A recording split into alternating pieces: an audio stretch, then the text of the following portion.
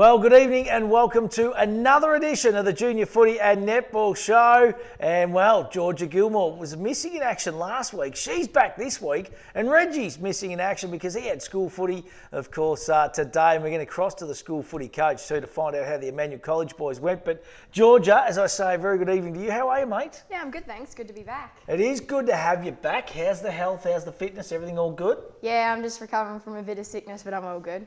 Good on you. Now listen, played in the Association Championships. We're going to talk about that a little bit later on as well on Sunday. Runners up, great effort by the girls. What a great thing just to participate and to go so well in. Yeah, it was an amazing opportunity to gel and mix with a great bunch of girls. The competition was definitely a lot harder, but yeah, 12 games really took it out of us. And our special guest coming up not too far away is Molly McLaren. She's a talented basketballer and a talented netballer, and she was part of that day on Sunday too, so looking forward to catching up with Molly. But we're actually going to go to Molly's dad, Chris. It's a McLaren field tonight. I love it. Chris, of course, coaches the Emmanuel Hawks, coaches the Croydon Saints, just a legend of an individual, that is for sure, and he just puts in the effort, and it's just wonderful that these kids get the opportunity to be coached by someone like Macca. And they went down today to Melbourne to take on Maribyrnong Secondary College in the grand final. And Macca, not the result we were after, big fella, going down by about 6 goals this afternoon. Yeah, g'day guys. Yeah, they were a bit too good for us, to be honest. Really, we were in it for a bit, but their second quarter they just blew us away a little bit and fought back really well. Got sort of back within 20 odd points near three-quarter time, and we had a few chances early in the last, but just couldn't quite capitalise. And as I said, they were probably just a little bit too sharp for us, unfortunately. Mate, been an amazing campaign. Last week you had no Georgie Stevens, no Lamont Lawal and no Eamon Radley. Do we get Lamont or George or anyone back this week for today's clash? Yeah, we got Lamont back today, which was great. Great to have him back. He was there. He got best player. He was super. So, he's probably class above a little bit. Hopefully at some stage in the coming years we'll be watching him on TV. But yeah, so it was good to get him back. We definitely missed Eamon, who's unfortunately injured. So it's a smallish ground up there, and to have another big target would have been really handy. But they had access to all their Vic Metro boys, and they had a couple of guys that played their first game. The boy Croft, who I think he's in the Bulldogs thing with Lamont, and he's a high draft sort of player, 200 centimetre forward. So he gave us a little bit of grief, unfortunately. But it's the way it goes. But yeah, Lamont was super, and really proud of their effort. Who were some of the other standout players for the day? Yeah, as I said, Lamont was our best player. I thought Mitch Waldman was super. He started centre half back, and then we sort of moved him forward into the ruck, and they had quite a big ruckman, but Mitch really jumped into him and gave us a great contest. He was super. Shada Liccardi was really strong off half back and on the wing. A couple of our year 10 boys were good. Taylor Byrne was terrific. Sammy Rose probably played his best game of the carnival, which was good. So we got to. Like most of the boys did pretty well. As I said, it just felt like they were just a little bit better than us, unfortunately. Mate, what about our very own Reggie Mast and last week's goal-kicking superstar in Connor Byrne, mate? How'd those boys fare today? Yeah, Connor was pretty good. I didn't even know he kicked 5 last week till after the game, so I won't give you a tally on Connor. Maybe I'll go 3 or 4, but I'm not sure, to be honest. But he definitely hit the scoreboard. He kicked their first one, and he would have kicked 3 or 4. Reggie might have kicked a couple as well, but both. Connor's so dangerous, as we know, and Reggie played a pretty good game as well, so they were good. Mate, great campaign, great opportunity for some of these kids too, who mightn't get the opportunity with the Rebels or whatnot down here to I suppose, pit themselves against some kids of equal ability, isn't it? It's great, the school footy. Yeah, it is, mate. I mean, obviously the great part is they get to play with their mates who they generally don't get to play with, so that's a really strong ball. And the boys have bought in so well with that type of stuff. And as I said, I think they had, they might have been 7 or 8 Coates Hire boys in their team. They had 3 or 4 Vic Metro guys in their team. So it's a great opportunity for our boys and these lads that, maybe don't quite get the Rebels opportunity to play at that level. And it is a good standard of footy, so it is a good opportunity for them. How have you enjoyed coaching Emmanuel? Yeah, no, I really do enjoy it, Georgia. It's great. I said to the boys after the game, unless I get sacked, I'll be back again next year to go again. But the buy-in from the year 12s especially, but everyone. But, if they weren't sort of fully in on it, then, there'd be no sort of, I wouldn't want to do it or there'd be no point doing it. But because the boys commit so much, it's easy for me to jump on board with that and be involved. And it's a really enjoyable way to coach footy. So I have enjoyed it. Mate, there'll be a bloke that's digging the knives in, looking to get the main gig, and his name's Benny Wooten, the assistant coach, mate. He'll be just trying to just knife you along the way, big fella, and try and get the top job. He's a ripper, Benny. He loves his school footy as well, doesn't he? Would you believe on the team sheet today? We get the team sheets, have a look at the players, and he's lobbed himself in the assistant coaching box. I might give you a spell too. That's Brian Brown. So I might have to watch out for him a little bit, I reckon. Is that him in the background? So you come from nowhere too. You got to watch him, mate. I'll be watching your back, that's for sure. Hey, listen, where are you? Look like you're at McDonald's, mate, on the way home. One of our wonderful sponsors, of course, here on the Hampton Football Netball League Junior Footy and Netball Show. Macca, the boys, they'd be disappointed, but I'm tipping that they're going to enjoy the trip home as well. Yeah, that's right, mate. We just stopped for a bit of tucker, and as I said, they're a little bit disappointed, but they should be proud of their efforts. I mean, last year to win it and be runners up this year over a couple of year campaign's been super, so they should be proud of themselves. Yeah, fantastic achievement, mate. Got some great young kids coming through. The school should be really wrapped as well, and to have someone like yourself leading the charge is absolutely magnificent. You just touched on two, Benny Wooten, Brian Brown, the other one, Benny Walsh involved as well, mate. You got some wonderful people involved, so well done, Macca, and enjoy the trip home, buddy. No worries, boys. If Jalen Brown had changed the music to something decent, we'll be laughing. Hey, I thought his goal umpiring last week was pretty good when he went in there in the last quarter, Big Brady. He's a character, the lad. Some of the music those boys play on this bus is horrific. So anyway, we'll just do our best to get through. Good on you, Macca. Hey, we're actually going to go to your daughter now, mate, Molly, who's been kind enough to He's join us. a bit nervous, I think, so keep the questions nice and simple for us. We'll keep them easy. We'll keep them nice and easy. Hey, that's Chris McLaren, of course, coached the Emmanuel Football Club football team today. They went down by 6 goals to Maribyrnong. Let's go to Chris's daughter, Molly, who is a basketball superstar and a netball talent on the rise, that is for sure, who's been kind enough to join us. Mol, I'm tipping you're going to have to fare for yourself tonight for tea, mate. He might be able to bring you home some Mickey D's if you're lucky. Yeah, I'd hope he does.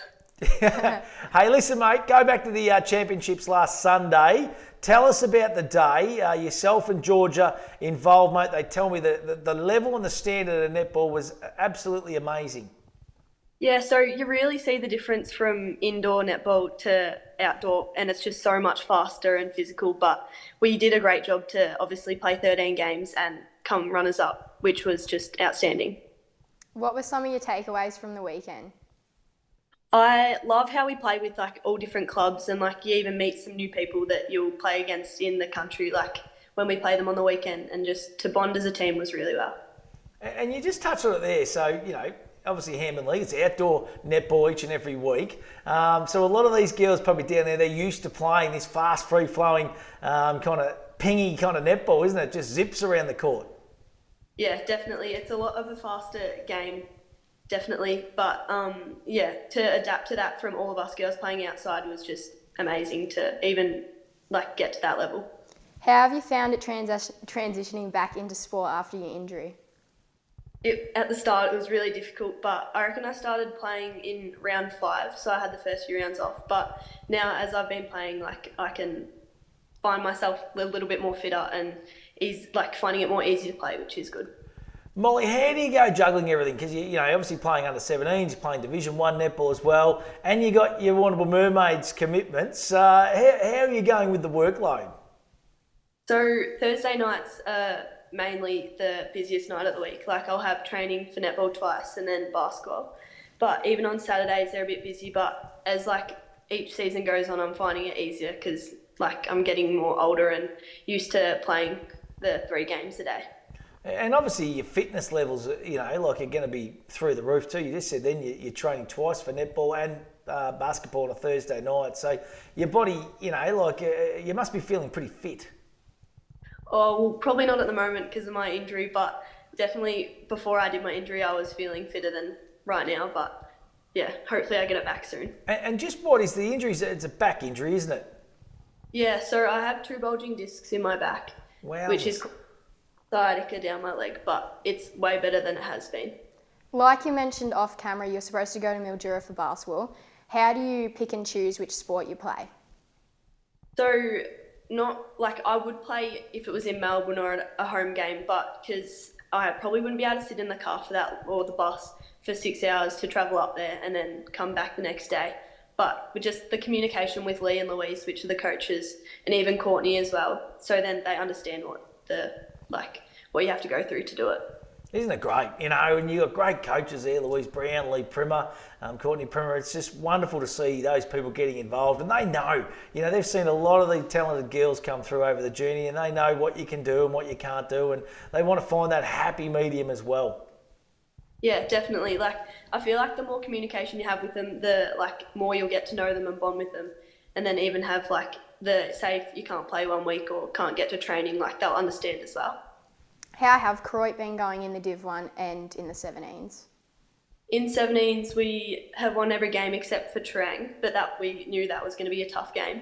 And then in Div 1, we had a bit of a rough start to the season. We lost the first couple of games, I think, but we've had a pretty strong few games. But yeah, we lost last week to Cobden, but that was a tough game as well.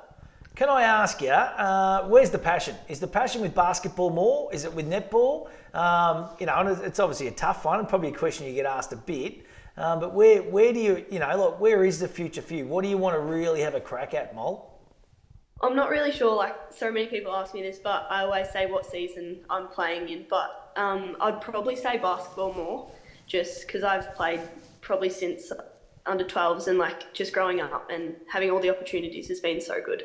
So yeah, I'd say probably basketball. Yeah, good stuff. Now, on Sunday, so the Open female team, so they made it through to the semi-finals? Yeah, we didn't get to catch much of their games. Their games kind of clashed with our games, but yeah, I'm pretty sure they made it to the semis and just went down. And the 15s made it to the semis as well? Yeah, they also made it to the semis. And the 13s, they had a really good day out as well. Yeah, I'm pretty sure they had a good day out and also didn't get to catch many of their games. We didn't really have much time in between games, but yeah, I'm pretty sure a lot of Hampton teams did really well. Yeah, awesome. And Mol, what about some of the other girls in your under-17 team that really loved the contest and got so much out of it on Sunday? Yeah, definitely Georgia, obviously. She played a really good day. But even Matilda Sewell, she had a blinder, Ella Sebia and Ella Suin. But even Mia Mills didn't play because she's hurt her knee, but she would have had a blinder as well if she played. So all the girls did really well. So yeah, really happy. That's great. It's good to pit yourselves against, talented people, the best in the country, effectively, definitely in the state. And Victoria's such a strong state. Hamilton League's such a strong netball association. So it's great to pit yourself against the best and see how you fare. And no doubt, as with the results, Hamilton League have certainly fared well again in 2023. Hey, Molly, great to talk to you, mate. And certainly a name that people want to jot down. Basketball court, netball court, certainly going to be a star of the future, that is for sure. And get that back sorted, mate, because you're only young and you got plenty of time ahead. So we want to make sure that you are firing in the coming years. Thank you for having me. Yeah, good stuff. And the old man did say, he's just texted me and said he's bringing you home a little 6-piece nugget feed from our wonderful sponsor at McDonald's, mate. So you might be lucky, Mole. Might be cold though by the time it gets out to Koroit. I'd say so. Good on you, mate. Molly McLaren there, of course, from the Koroit Saints. She's a beauty and she's got a heap of ability, Georgia. Yeah, she spoke really well as well. She just needs to get right with her injuries, but on the court, she's an absolute gun. Now listen, let's have a look at this weekend's round of matches, and it is round number 11. The Roosters are taking on the Camperdown Magpies up at the Friendly Societies. Park new change rooms, everything's being ticked off up there, Georgia. Always a tough encounter. How do we expect this one to play out? Yeah, they have a couple of young guns. They have Piper Stevens and I think there's a girl called Indy Cameron. I watched them a bit on the weekend, and yeah, they did pretty well on the weekend, so it should be pretty tough. Yeah, awesome. What about Port Fairy taking on Warrnambool? Warrnambool is sitting, I'm pretty sure, third at the moment, so I'm going to go for Warrnambool on that one. Righto, Portland taking on Molly's Koroit. Koroit are always tough, so I'm going to go Koroit. Cobden v the Hamilton Kangaroos. This will be a good game. Yeah, it will be a good game. I feel like the defence on Alasevia will be pretty tough on her, so I'm going to go Cobden. Beautiful, mate. And the final game, North Warrnambool Eagles taking on Terang Mortlake. I reckon this will be a belter too. Yeah, I also reckon it will be. Look, Terang are just too tough for everyone at the moment, I reckon, so I'm going to go Terang. Beautifully done. And, well, I'll tell you what, it's been a big couple of weeks, hasn't it? There's going to be a lot of tired girls out there because there's been a fair bit going on that is for sure. But great to see them fare so well last Sunday, as we said, and great to see the league support them. Wonderful coaches that get involved too, and the team managers that make themselves available and get down there. It is really, really exciting for the Hamden Football Netball League, that is for sure. Georgia, you have a wonderful weekend, mate. You too. All right, we need to thank our sponsors, PowerCore, SunGold, Southwest TAFE, of course, that Sunday competition, McDonald's, wonderful supporters as well, and they do a wonderful job in supporting everything in the Hamden Football Netball League. And please support them. That is the key message. Get out and support them and show them how much you appreciate their support for your junior footballers and netballers. We'll see you at the Footy and Netball this weekend. Otherwise, we'll see you next week.